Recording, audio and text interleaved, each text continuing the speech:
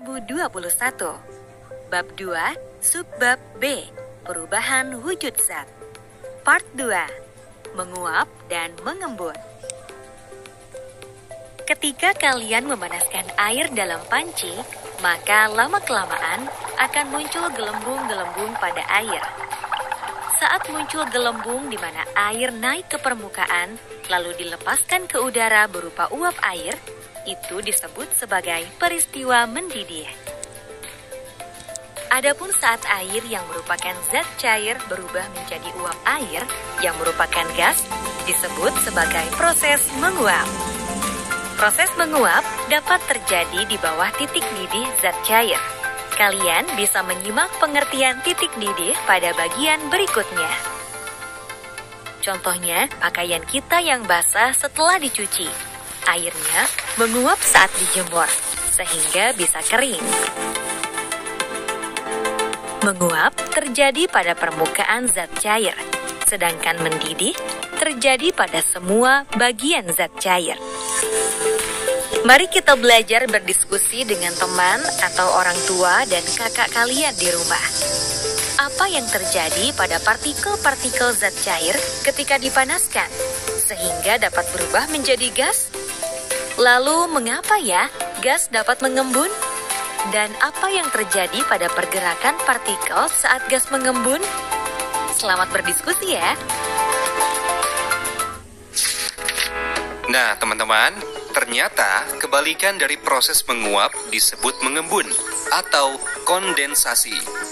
Pada proses kondensasi, panas dari gas yang terbentuk berpindah ke udara di sekitarnya. Karena kehilangan energi panas, maka gas berubah menjadi zat cair. Itulah proses yang terjadi pada embun di waktu malam dan subuh.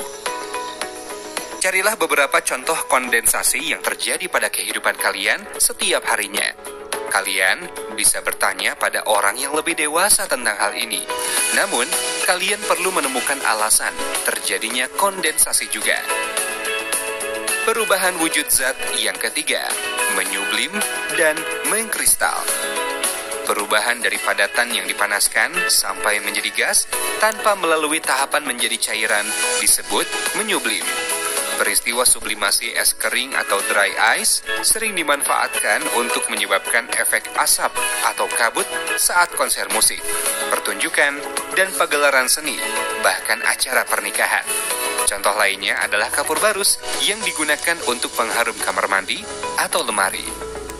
Sedangkan proses kebalikan dari menyublim disebut sebagai mengkristal. Mengkristal merupakan perubahan wujud dari gas langsung menjadi padatan. Materi selanjutnya dalam perubahan wujud zat yaitu 4, titik leleh dan titik didih. Bayangkanlah sebuah grafik yang menunjukkan kenaikan suhu akibat adanya pemanasan es hingga menjadi uap air. Grafik yang dimaksud persis seperti apa yang telah kalian lakukan pada pembelajaran sebelumnya. Namun kali ini ada data suhu yang dicantumkan pada sumbu Y vertikal, sementara sumbu X yang horizontal atau mendatar menunjukkan waktu pemanasan.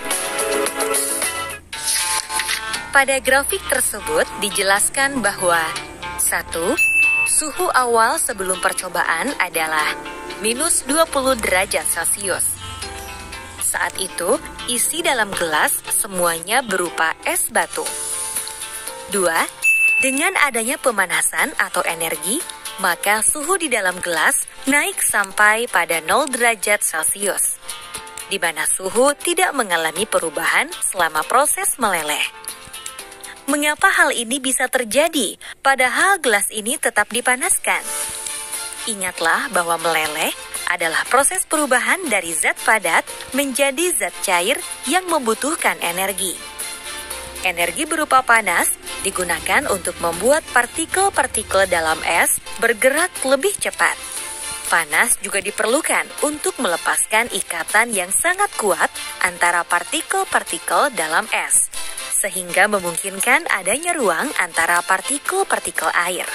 Nah, temperatur atau suhu pada saat suatu padatan berubah menjadi cairan disebut sebagai titik leleh. Sementara suhu pada saat suatu cairan berubah menjadi padatan disebut sebagai titik beku.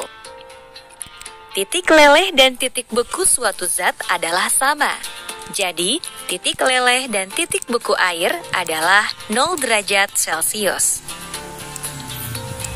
3. Ketika semua es telah berubah menjadi air, maka suhu di dalam cairan yang terus dipanaskan ini naik lagi sampai mencapai 100 derajat Celcius. 4. Suhu kemudian konstan atau tetap lagi pada 100 derajat Celcius saat air menguap membentuk uap air. Suhu yang tetap ini disebut sebagai titik didih. Menurut kalian, mengapa suhu konstan, padahal masih ada pemanasan terus-menerus? Titik didih adalah suhu ketika cairan mengalami proses mendidih, dilepaskan ke udara dalam bentuk gas. Misalnya, titik didih air adalah 100 derajat Celcius. Artinya, pada suhu pemanasan itu, cairan mulai berubah menjadi gas, dan suhu akan berubah sampai semua cairan sudah menguap. Tidak semua materi memiliki titik didih atau titik leleh yang sama dengan air. Setiap materi atau zat memiliki titik didih dan titik leleh masing-masing, yang dapat membedakannya dengan materi atau zat yang lain. Pada audio selanjutnya, kita akan menyimak titik leleh dan titik didih beberapa materi pada tekanan normal. Ikuti terus buku audio ini ya.